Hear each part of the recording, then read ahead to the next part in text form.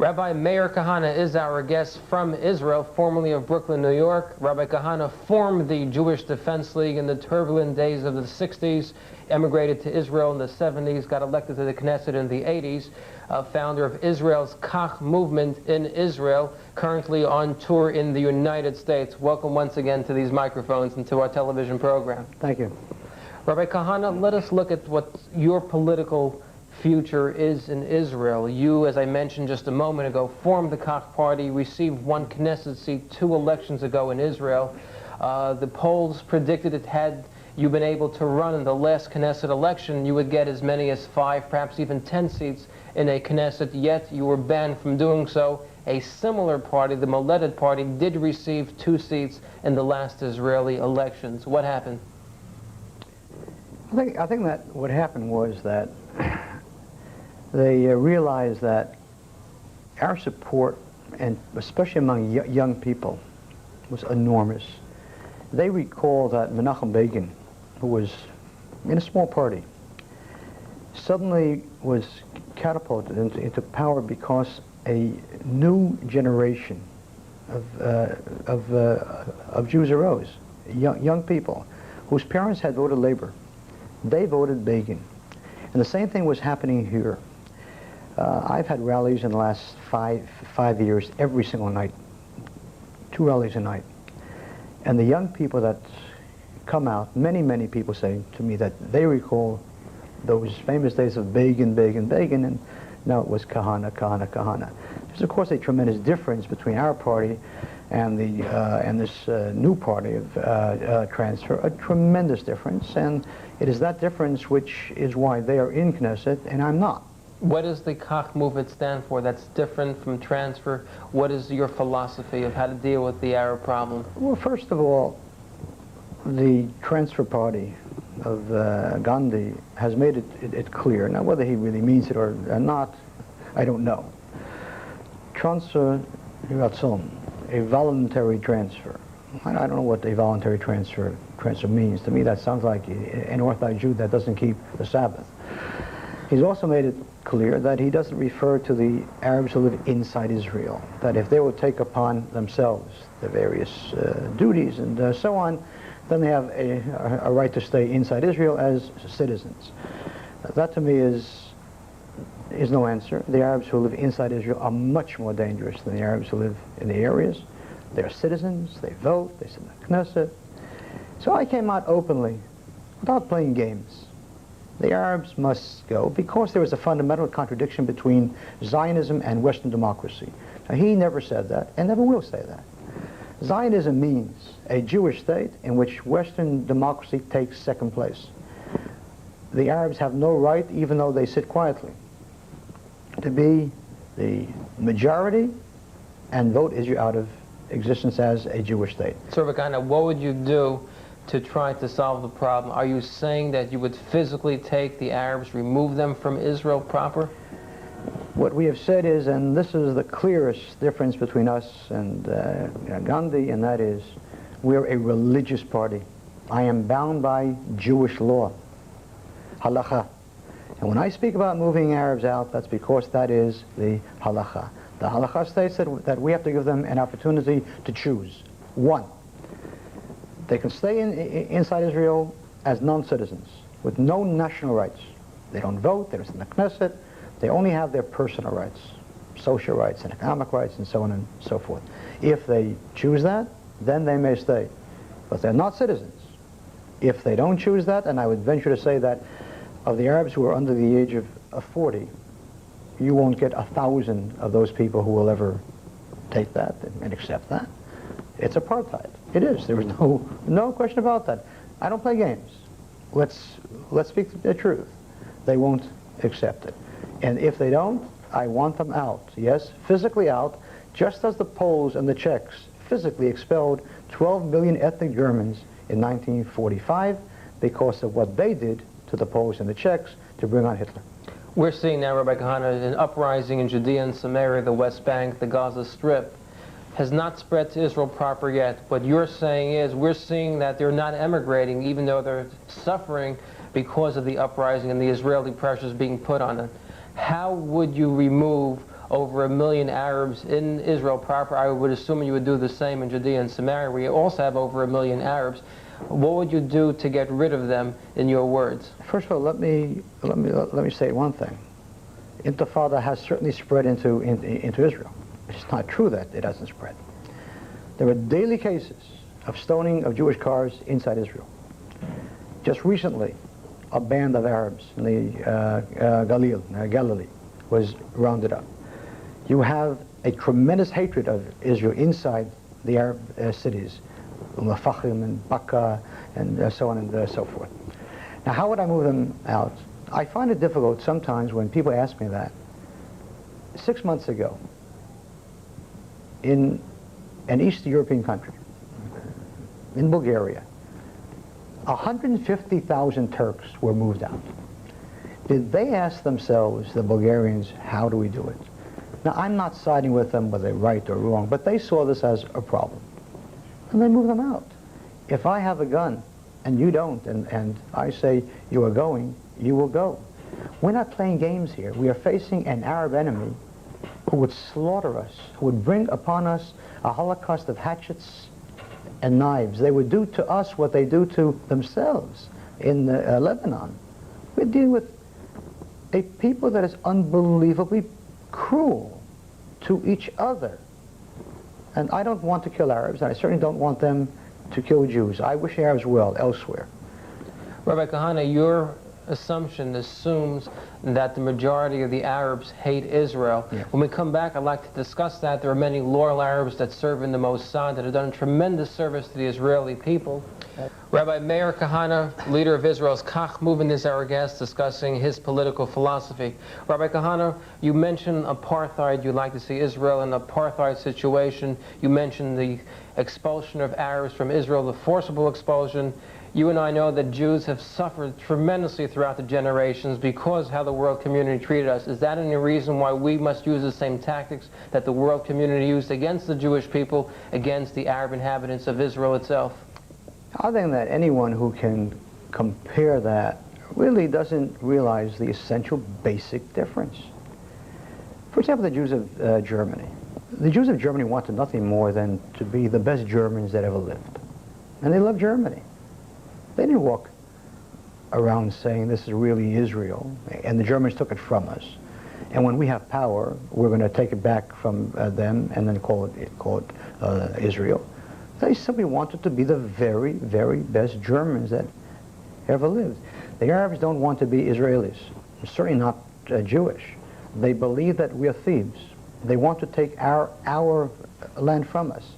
That's a comparison. When the German bombers bombed Coventry in World War II and London, and then the Allied bombers bombed Germany, was that the same thing?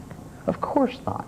The same act done by two different people can be of a totally different quality, one an evil act and one a commandment. There was no commandment for Jews to be killed. We've been killed enough. And if we leave the Arabs in, you are going to see a slaughter. You are dealing with people who for 70 years have been massacring Jews. Itbach al-Yahud, slaughter the Jew. That was the slogan back in 1920, and in 1930, and in 1940, and in 1990. But Rabbi Kahane, let us be fair. First of all, there are a lot of Arabs in Israel that are loyal to the state. We know the Mossad has Circassians. Some of the Druze have been very loyal to the state of Israel, and we can't negate that. The second thing is, the fact is the victims, what you're suggesting doing, the apartheid system in South Africa is horrendous. Whether it's right or wrong, for whatever reason, it is wrong there. To bring that system to Israel and the forcible expulsion, there must be some other way to solve the situation, doing the tactics that have been used against us. We, of course, the Jews were innocent throughout the years. What happened in Germany, of course. But to use those same tactics, I think many Jews find it very, very wrong. Because these are Jews that don't think. Zionism itself is not a democratic concept. Not Kahane's Zionism, that of Begin, or the Labour Party, or Mapam. A Jewish state means a state where Jews will always run and control. That's what Zionism came into being for. We had suffered for 1900 years because we had no state of our own, and we suffered mightily for that. And so we decided there is going to be a Jewish state, and a Jewish state means a state which we will always run. We are masters of our fate and captains of our ship. Western democracy says that's nonsense.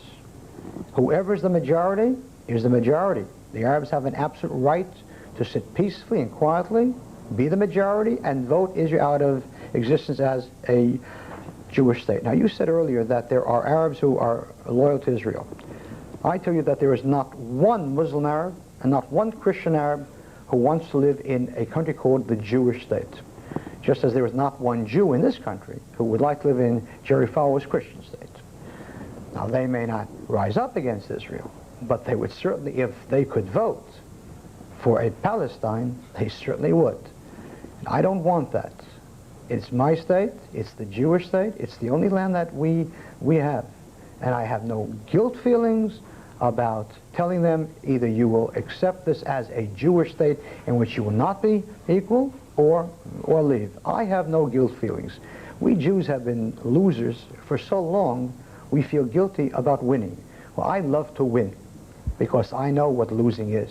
We all love to win. Rabbi Kahane, there are many Arabs that proudly wear the label Israeli Arab. So I think there are many that choose to live in Israel that have sacrificed their lives to Israel. To negate that, I think is wrong. But let me ask you something else. You, Rabbi Kahane, grew up in the United States in a tradition of democracy. You have challenged for certain democratic principles, the right, for example, for prisoners in the federal prisons to receive kosher food, the right to be a member of a foreign government, in your case the Knesset, and yet maintain United States citizenship. Yet when it comes to Israel, you're looking from your writings and from what you're saying now, the overthrow of democracy, the establishment of a theocracy. How do you reconcile the fact that you have grown and become who you are because of this free spirit of democracy in the United States, and yet want to overthrow it in Israel? First of all, let's get several things clear. I am first and foremost an Orthodox Jew, which takes precedence over the state of Israel and America. God's law is binding upon me. And I put it to you that if we Jewish people will not abide by God's law, you can have left-wing, right-wing, nothing is going to help us. Democracy is not a Jewish concept. If we believe, if it is true, if it is a given, that God at Mount Sinai gave the Jews Torah truth, you don't go every 4 years to the ballot and vote upon truth. So if there are Orthodox Jews who think that Jefferson is Judaism, let me disabuse them of that immediately. However, I have said that while democracy is not a Torah concept and never will be, however, I will never start a civil war inside Israel, and therefore, with deep pangs of regret, I accept democracy for all Jews, and I can't make that clearer. I want democracy for all Jews. And if I can persuade Jews, a majority, to observe Sabbath, then there will be a democratic law in Knesset for the Sabbath. But that's not theocracy. That's a democratic law of Sabbath. Just as if a socialist government, through democracy, makes me pay 62% of my income for taxes, which is obscene, I accept it. That's democracy. I will expect Jews, if a majority in Israel through democracy votes for the Sabbath, I will expect Jews to accept that, not because they like the Sabbath, but because that is their democracy. Rabbi Kahane, if you speak to certain Orthodox rabbis, they will say that Orthodox Jews and rabbis have no business in the political arena because politics is the art of compromise, religion is the art of no compromise, and you'll find those that will say that Jews, religious Jews, should not be in a legislative body. How do you respond to that? I'm the classic case that you can be a religious Jew and never compromise. I think that people who talk about politics, in Judaism there is no such thing as politics. Judaism has never separated synagogue and state. In Maimonides you will find the laws of Sabbath and the laws of Passover and the laws of government. I think that the tragedy of the exile is that we Jews ceased being a nation, which we always were, and became a religion, which we never were. Judaism is not a religion, and in the entire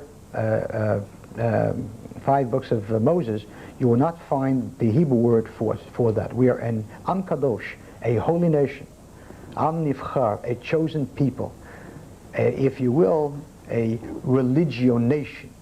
And so when people say that a religious Jew cannot be in the Knesset, I can see.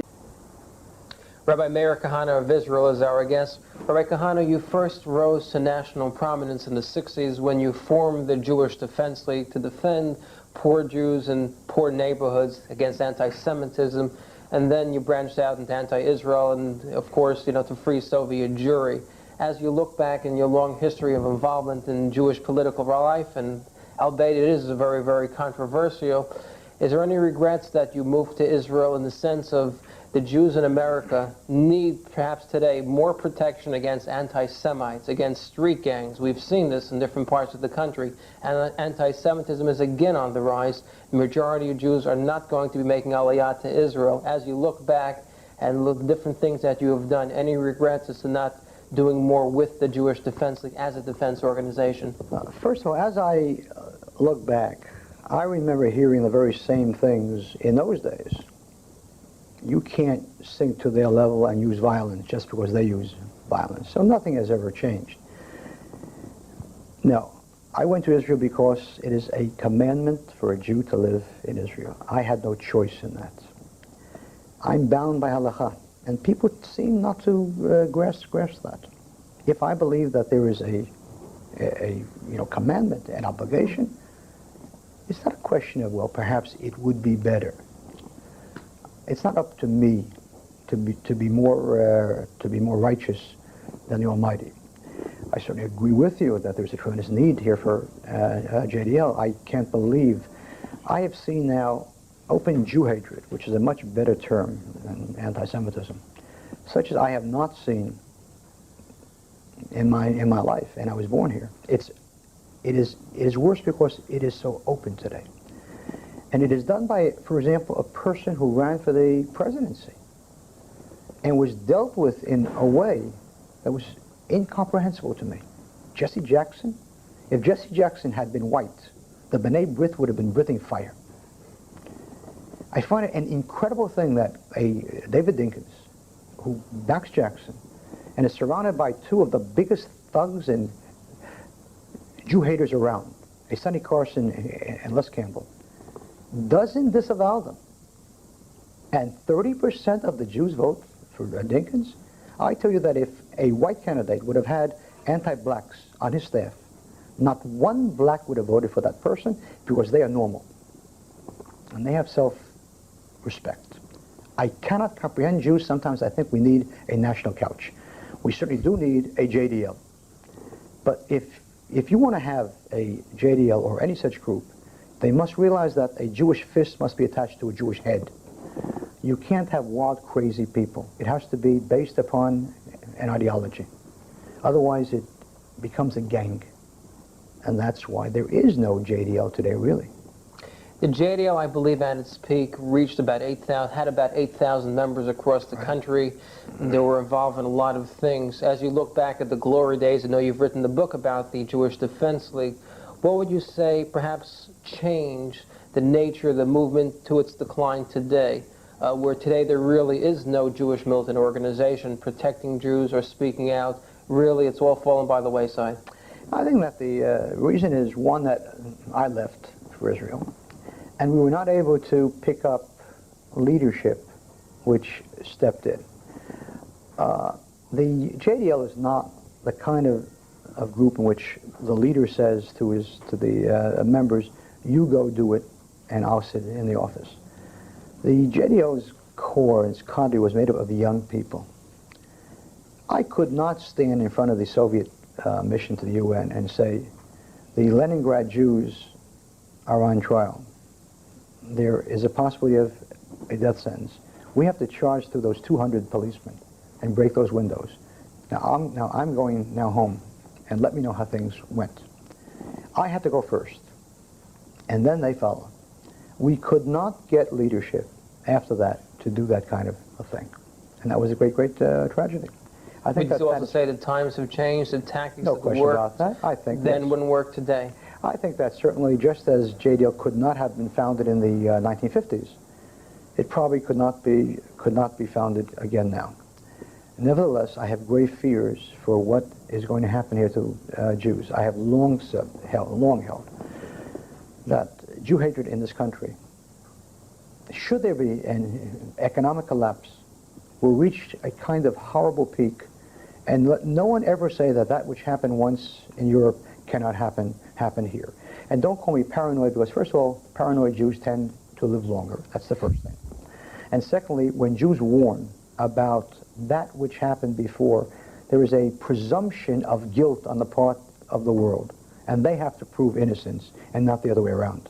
Part of the anti-Semitism, of course, emanates from the daily press briefings, the television programs, the radio shows that speak about what's happening in the Middle East, speak about what's happening in Israel, the uprising and the Israeli response to that. Would you say that you're speaking, and you've been labeled racist by many in the right and the left in Israel? Yes. You've also been on the record as saying that Israel does not need and should not accept United States financial aid, which is to the tune of $3 billion.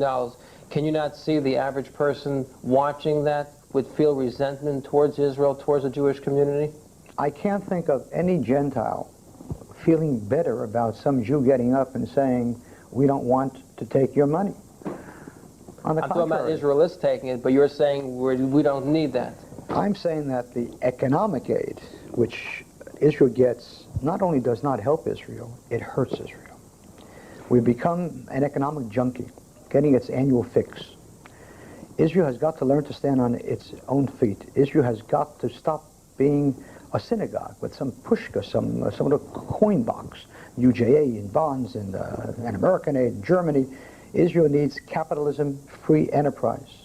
Do away with the bureaucrats and with the red tape.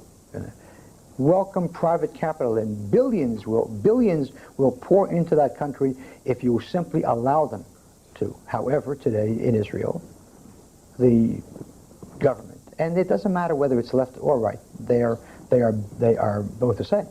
Rabbi Kahane, we have about a minute or so left. My final question to you is, you will no longer remember the Knesset, the right and left have banded against you to make sure you will not be a candidate. Where do you go from here on the political scene? A referendum. We are pushing for a referendum inside Israel. For? Let the people speak out and say, shall the Knesset be dissolved? New elections held in which Kach can take part, and shall the Arabs be transferred? That is the only way. Let the people vote, and we'll win hands down. Looking at Israel's right wing, joining with me right now is General Rehavim Zevi. He is a major general. He is leader of Israel's Moledet Party. They hold 2 seats in the current Israeli Knesset.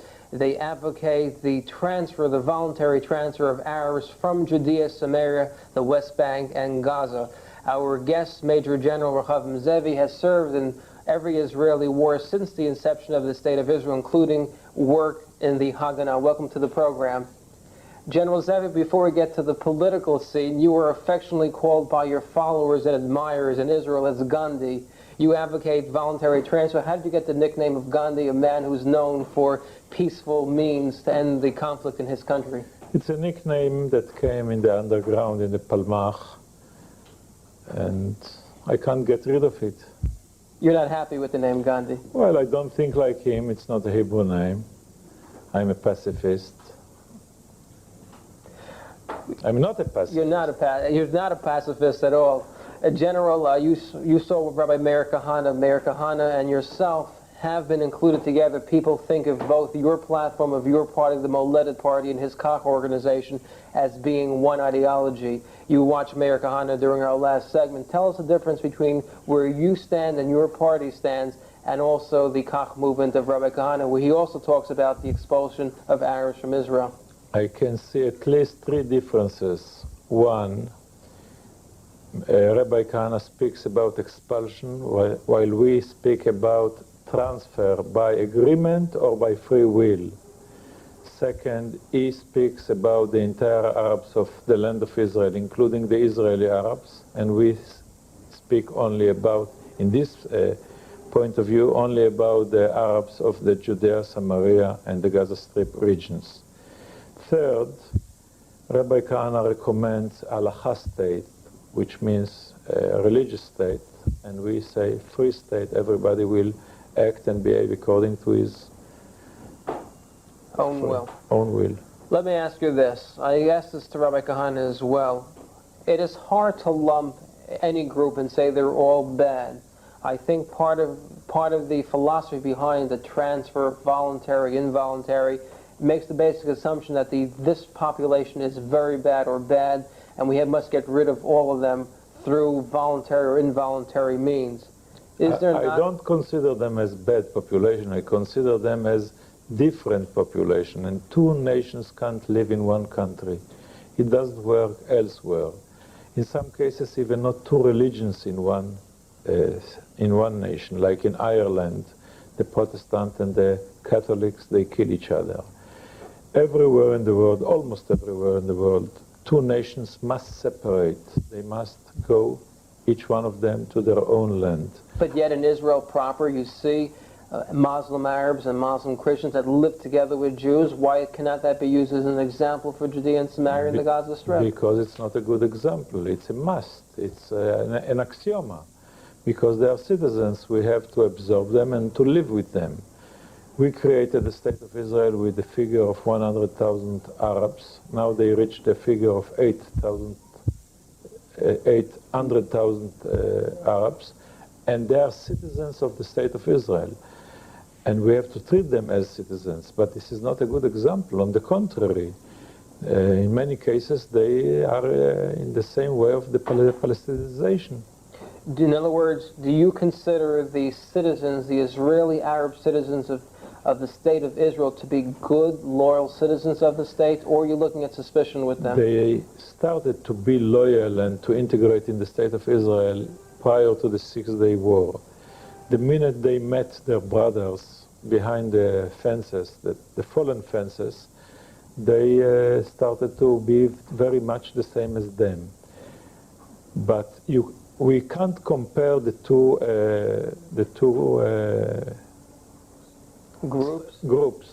Those of the territories, they are not Israelis. We don't have any obligation to them, and they have to go back to their countries from where they came or their fathers came.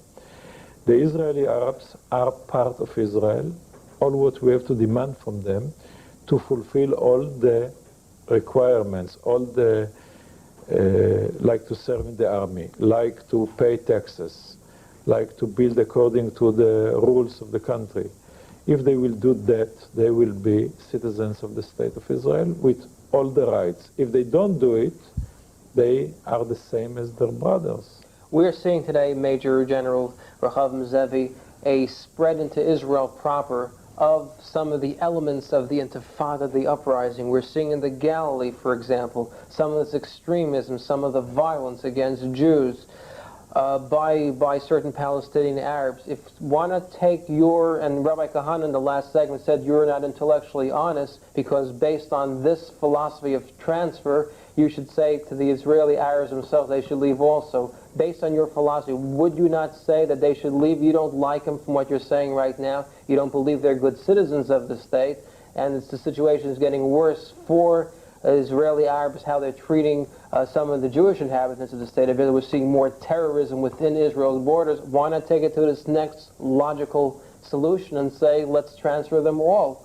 from Israel proper? The Intifada has nothing to do with the transfer, and the transfer has nothing to do with the Intifada. We can solve the Intifada very easily if the government of Israel will decide that she wants to solve the problem. How? But she doesn't want to solve it. How? Using the brain and using the strength that has to be used, and not the way they use it. And it has nothing to do with the transfer. The transfer is a solution not for 1989, but it's a solution for the rest of our life. The problem is that two nations can't live in one country, because when there is a big minority, the big minority demands rights, then it demands autonomy, then comes the Intifada. We have to remember more than that. The demographic problem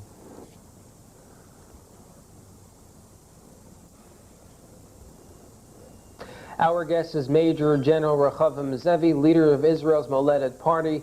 They advocate the transfer of the Arabs from Judea, Samaria, the West Bank, and the Gaza Strip as a means of solving the Palestinian conflict. I might add that General Zevi, this is his first appearance on any radio or television program in the United States, and we're glad that you took time out to join us here on Talkline. General Zevi, what we were speaking about before the break had to deal with the uprising. I'd like to know how you would solve, if you were head or had influence as far as how the Israeli government would deal with the uprising, how would you solve the day-to-day street violence that's taking place in Judea and Samaria and the Gaza Strip? Well, we had it in the past many times and we solved it. Now it's more serious, but it's the same situation, basically the same situation, the same solutions. For example, the Arabs discovered very quick that we don't want to deal with children because it's immoral or because it's not good in the political arena. So they send the children to throw stones.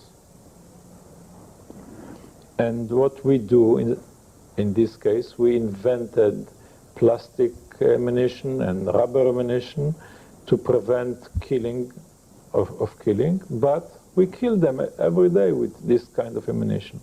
Instead of doing that, all what we have to do is just to take 30 families of children that throw stones and to bring them to the Jordan River, to the bridge, and to send them away to Arab countries. After the first 30 families, the entire Judea, Samaria, and Gaza Strip will know that there are new rules. The Jews don't want stones to be thrown.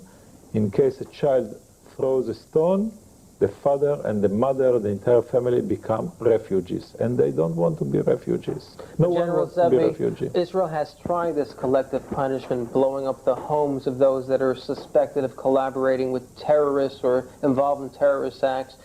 Israel has deported Arab troublemakers. This has been done. The uprising has shown that there's a nationalism that's spreading throughout Judea and Samaria and the Gaza Strip, a nationalism that's willing to withstand the taxes, willing to withstand tremendous amount of pressures, a loss of money. What makes you think that this will solve the Intifada? What makes you think that the Arabs would leave voluntarily because of this?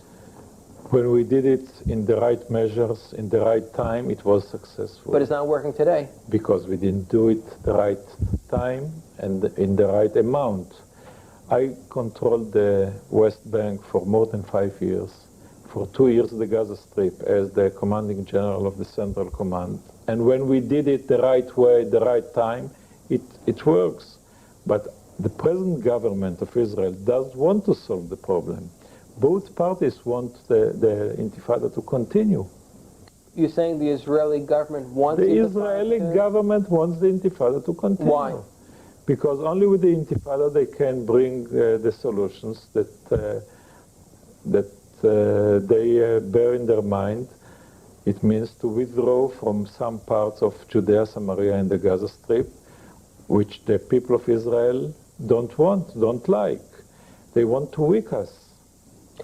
Now, you speak about voluntary transfer. Let us assume, and I would assume that the majority, if not 95% of the inhabitants of the West Bank and Gaza will not leave voluntarily. What do you do in that case? How do you solve the Palestinian problem?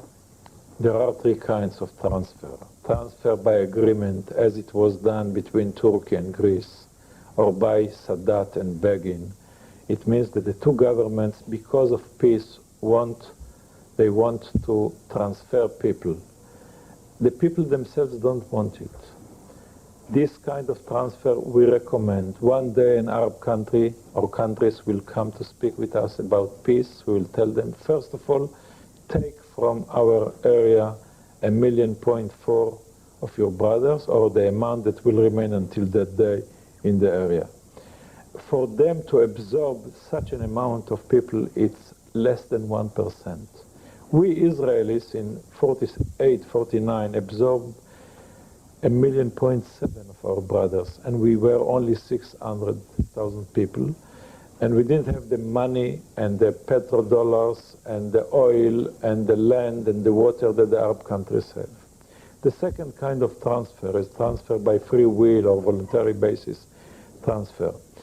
You see, in the period that King Hussein controlled Judea and Samaria, he reached the figure of 60,000 Arabs that used to be transferred or to move, to emigrate from this area to Arab countries because he didn't allow universities to be established, he didn't allow industries, and they didn't have sufficient work. We made all these mistakes. We established 10 universities in the West Bank. We opened and encouraged industry. We supply work to 140,000 Arabs from the territories every morning, while we have the same amount of unemployed people in Israel.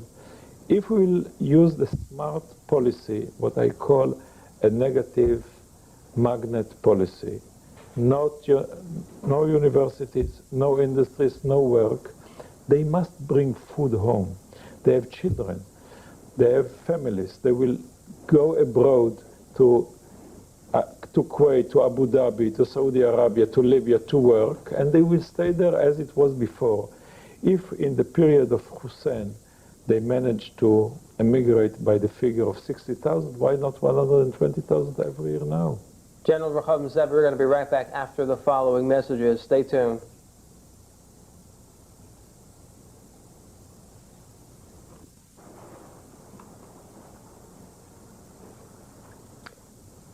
Major General Rechav Zev, we have about a minute or so left. There's so much to talk about, so much to discuss.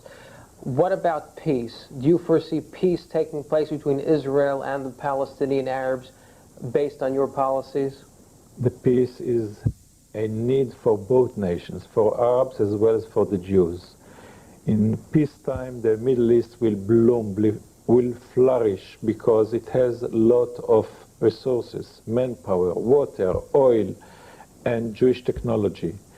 Every dollar that we spend on ammunition, on fighting, we can spend on laboratories, on schools, on gardens.